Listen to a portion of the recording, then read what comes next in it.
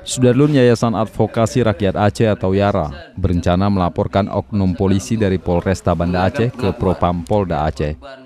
Pelaporan menyusul dugaan pemukulan terhadap 6 siswa di bawah umur. Menurut laporan yang diterima pihak YARA, pemukulan terjadi setelah penangkapan di Warnet RR, kawasan Kedah, Kecamatan Kutaraja, Minggu dini hari. Baru disitulah terhenti pemukulan untuk anak saya ini.